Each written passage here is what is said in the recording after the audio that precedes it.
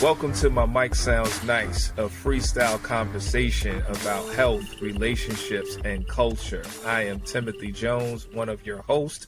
Always glad to be in the building. Welcome to my Mic Sounds Nice. Kevin Williams coming from the Bronx. Welcome. My mic sounds nice. This is Aaron from Long Island. What's good, people? Well, we're going to dive right in. It's one topic right quick. What we got popping, Tim? So there's a series on Netflix called Colin in Black and White, which tracks the story of Colin Kaepernick growing up. And it's a 6-part series, definitely worth watching. But there's one segment that has been generating a lot of buzz. And in the segment, Colin compares the NFL to the slave trade. In particular, he's drawing comparisons to the way that athletes are evaluated at the combine with how enslaved Africans were evaluated on the blocks to be purchased by slave owners. And there's been a lot of buzz about that, and we all are fans of the league and have played football to various levels in our own day. What do you think about such a comparison being drawn? Well, my take on the NFL. I love the NFL and I hate the NFL. It's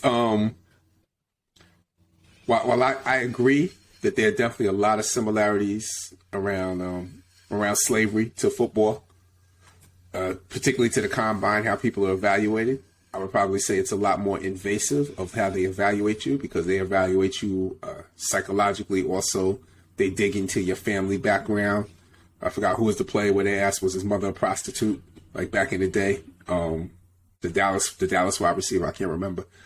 But all that being said, slavery is slavery, and I don't want I'm all right with you saying some similarities, but the comparisons I don't necessarily like. And the way that the video was, that little snippet, was a little heavy. It was heavy-handed. Yeah, I mean it's dangerous to and almost disrespectful to slavery to compare anything to it. I understand what Colin meant. I understand the reduction of the human body to an asset, but the average NFL player makes over $800,000 a year. Colin Kaepernick made over $40 million a year, and then got a $10 million settlement for mistreatment by the NFL. These are things that no slave had an option to deal with. Slavery, chattel slavery in America is one of the most brutal slaveries in the history of humanity, if not the most brutal. And I think our ancestors would gladly have taken pay for that atrocity if it would have set up their family for generations. And the average NFL player, you could get average Americans, if you said tomorrow, you could play in the NFL for 5 years for free, you'd have thousands upon thousands of Americans running out willing to play a game for free. So I understand his point, but it's a horrible comparison. I personally,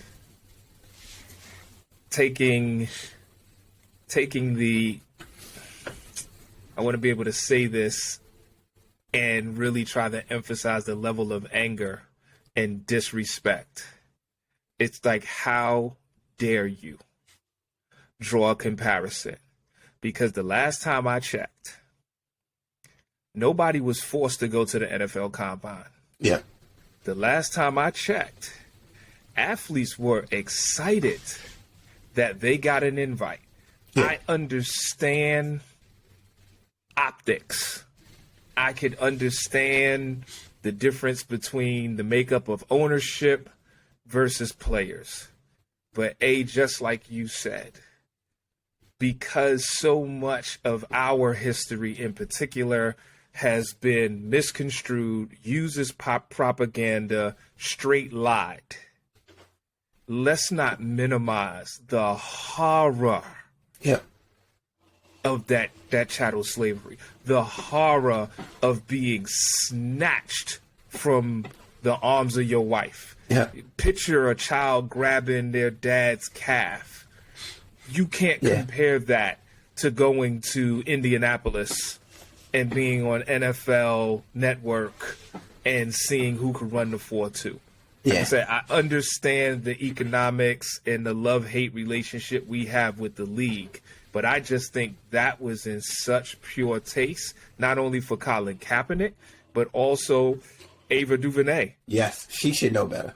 Because you can't produce the 13th where you draw comparisons for the 13th Amendment to how chattel slavery still shows up in systematic forms of oppression and then allow that to happen under your watch.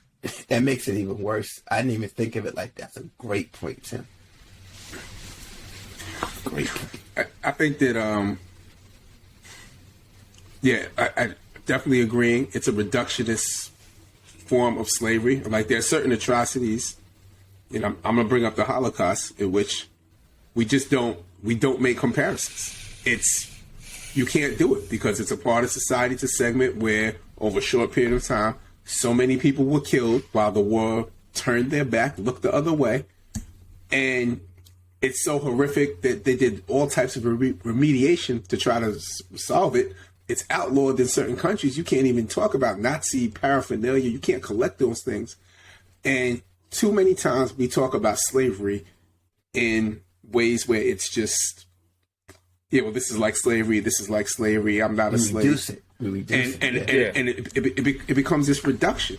Yeah. And the reality, it tells you how little people really are taught about slavery, what they're really understanding of slavery. Because if you knew it, you wouldn't do it. I'm sitting here anytime I had to do a family tree, my son has had to do a family tree, I get angry, vexed, mad, because all these other families are putting out stuff, talking about, oh, my family came from this country, and then they did this here, and they settled here in Manhattan, and then moved to here. Talk that talk, man. And that's what I'm talking about. And, we all have old parents. My father fought in World War II. He helped free people and came back to indignities. And I can't even go back in my family history beyond my grandfather, because they were enslaved. Yeah. No, it's, when you had Africans who chose death in the transatlantic journey and would rather jump off the ship than come here. Like Tim started, being removed from not only your family, but your village, your culture, to this new place, and then being told what to do, and any bucking that you do is met with physical violence. I really think what Kevin said is true. Like, people really don't understand the true horrors of slavery, and it doesn't get the respect it deserves in this country. I do think the one positive I would say out of this is it made me think, and I think the NFL should think about it. While the comparison was intellectually lazy, the NFL could do better by saying, you know what?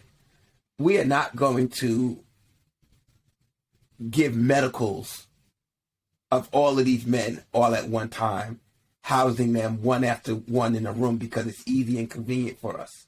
We're going to send them to an individual doctor in whatever city, let them go and have a normal doctor's appointment and be treated, have it done in an individual way, as opposed to the actual optics of lining men up and men without their shirt on being weighed and the height and things of that nature. So while it's not slavery and it should never be compared, there is enough history in our country that the NFL should be sensitive to the warehousing of black men and being used as a product, that they should be careful in how they go about getting their metrics and data that they need. And maybe we need to rethink the way it's done, because it is disrespectful to our history, if nothing else, even though it isn't slavery. I say it's triggering. Triggering, I'll give you. Yes, whatever, however you want to phrase it. No, but I'm the NFL saying. should read. Yeah, no, I think that's a good point, Kev. I'm just saying, I think the NFL should reconsider how they go about this. But I think a seed has to have been planted in order for it to be triggering. That I would question how many of those young men over the years who've gone through that and been drafted and gone to the NFL, was that really triggering? Because you talked about the Holocaust and how people just know, don't you dare. But that's not because it's taught at schools. That's because it's taught at home. Yeah. And it's valued in the community. We don't do that. It's kind of like, oh, that's a dark period. We're better than that now. Like, we've been told, get over it. Yeah. But then when you start to look at the repercussions and the domino effect, I mean, let's be real. All three of us, our parents were born before we had the right to vote. Mm-hmm. Like, we really represent that first generation being born where you already have the right to vote, like fully. Yeah. Like so letting that sink in. We're not that far removed for this not to be of an issue. And yes, the large NFL percentage is black, but everybody goes through that treatment. But I agree with you. There should be a reevaluation of what it looks like. But I'm just harping on that is volunteer. No, you're right. I just think that, in the time where we're actually correcting things in our society, that is a real thing that you could correct that really touches on a situation. My grandmother's 100 years old. Her grandmother was a slave. Without question. Without question, her grandmother was a slave. So, when, as you talk about how close the generations are, the person in my house right now downstairs, grandparent was a slave. It ain't that far. Now, granted, Exactly. she's lived a long life, but the point is she's alive, and that ain't, that ain't something, we like to put it way off in where we can't touch it. We can't think about it like it's not real. Like you didn't have to do an archaeological dig. Yeah. Exactly. You didn't have to do a DNA swab. Yeah. It's like, yep, my grandmother's 100. Ergo, her grandmother was part of chattel slavery. And I got the same thing. My grandfather, all my grandparents were born between 1896 and 1902, because my parents had me when they were old. So, same thing. Yeah, same exact thing. Yeah. It's like, and I mean, but yeah, so that's and I guess for me, it was, Colin, what you are working to represent, that was just so wrong. That it just It's just like, lazy. come on. It's lazy, which is which I hate, because I mean, I've heard the comparison. I've heard, and it's not a new comparison. Yeah, and I agree. It looks crazy. That's similar to what they did, but it's not. A lemon is similar to an orange, but it ain't an orange. Yeah. No, honestly, man, Ava has been hitting home runs. So the fact that she struck out here, I'll give her a pass, because she's really been knocking it out the park. But when Tim brought that up, and he brought up 13, which I think is one of the most powerful documentaries in the last decade, he's right. She got to be like, what? Even if we're going to broach this subject, we got to do it more responsibly and more in depth. And to your point, like, I believe for us, we can critique and love. Oh, absolutely. And I know that you wasn't saying anything outside of it, but I just want to for the listeners, we are not having a cancel culture conversation. Exactly. This is just making an observation and a critique. And I love the analogy. You don't hit home runs every time. Sometimes it's a foul tip. Sometimes it's striking out. Sometimes I have to lean on the intent because the result is really different from how I know you based upon your work. And hey, let's keep it moving.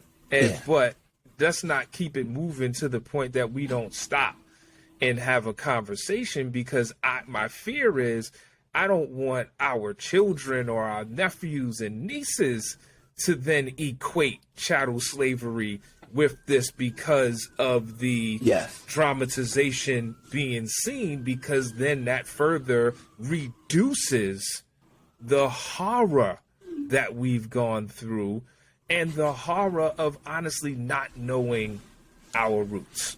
And the majority of people that are going to watch that show, you know, we've been blessed that we went to Howard. We were immersed in our culture. Some of us, you know, went knee deep in it, like me and Kev. But even though, for example, Tim, let's say you weren't in BNF, you were around the same thing we were around. You got the same ability to learn about your history, your culture. So we have a deeper understanding by luck, not that we're some brilliant people, but our experiences have allowed us to really be immersed in our culture and our history.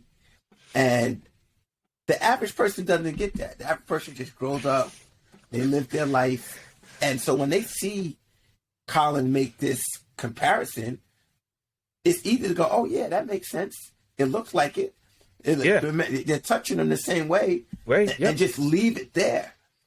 When the truth of the matter is, because we're not educated properly about what slavery is, we're not given analysis of our own people. Typically, you know, we just kind of accept it. Oh, a black person said it, you know, something negative that has been done to our community. I'm all with it. But all points deserve critique. Yep. Regardless of the author. Yeah. And the fact that one quick thing I'll add, is Doug said the environment of Howard, definitely you and Kev having those BNF experiences and us remaining brothers and going through all of that. But there also was Public Enemy. Yes. Yeah. You know, and I'm saying that to say because we focus on culture and the culture of that day. Like, think about the soundtrack. Yeah. When we're coming of age. Yeah. Yeah.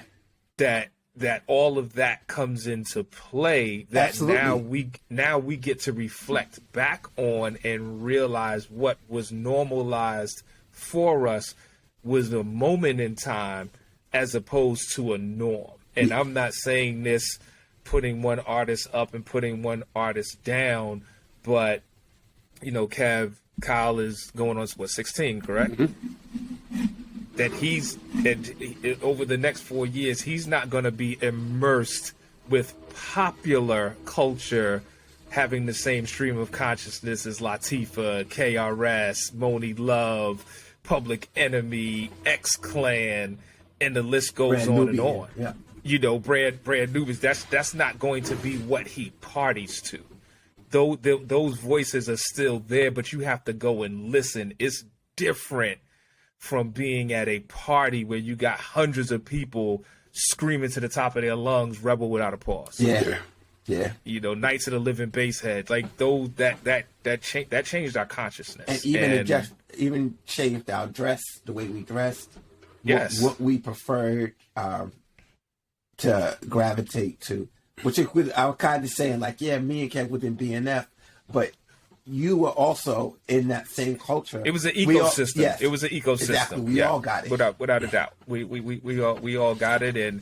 And honestly, in that time, you're hearing some of the brilliance, I'll even say some of the brilliance of Farrakhan being infused into hip hop. Yeah. So not that we were being religiously converted, but I hear, being robbed of our history, robbed of our culture, and some of us, by the way we act, we've even lost our minds. Like, I hear that. That's in me. Yes. And I'm a Christian minister, but truth is truth. Yes. And all of that is and the what personal has accountability helped. for the community, all of those things resonated.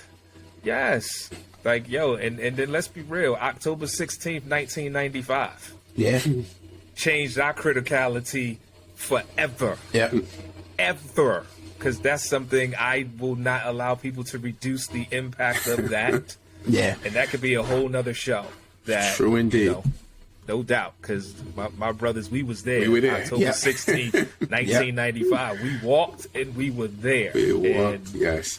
yes. And made those pledges that I still hold on to from that day. That's true. That is one of the greatest days of my life. Absolutely, man. So, we love you, Colin. We just, that was a misstep, brother. Yeah, without a doubt. Yeah, I mean, and great program, because if nothing else, an educator, a parent could use this to then let's begin to dissect this, because throughout the series, he does bring up some history that is really not as known that are great. So this is definitely, we just wanted to pull this segment out as a lightning rod to have a deeper conversation, not to tell you not to watch it. I hope you do watch it and develop your own points of view, which is actually an aspect of good art, that it creates conversation, not always creating agreement, but creates conversation. That's what My Mic Sounds Nice is about. That's right. You dig? Doesn't matter who the author is, y'all. Critique it. Yeah. Critique from love. That's right. That's how we get better. Critique our show so season 2 could be better than season 1. No doubt. Well said. So that was a short My Mic Sounds Nice. That's right. And My Mic Sounds Nice. The Mic Sounds Nice EP. That's the EP. That's right. Check us out on all platforms. We got more full shows coming. We just had to get this off our chests. No doubt. And thank you for rocking with us. That's right. My Mic Sounds Nice. This is Aaron checking out. My Mic Sounds Nice. This is Tim checking out. My Mic Sounds Nice. This is Kev. Peace. Peace, y'all. Very good, y'all. Very good. Very good. All right. Cool. So, I didn't even know where we were going with it, so I liked it.